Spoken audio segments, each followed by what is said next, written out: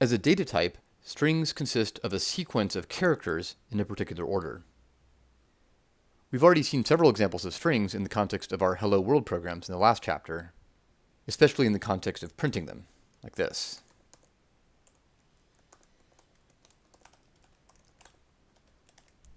This is putS, or putString. But what happens if we just type hello world as a string by itself without the putS?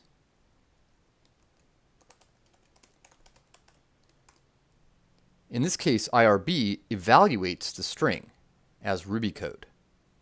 And as it happens, a string is one of the kind of data types that's self-evaluating, meaning that its value is just itself.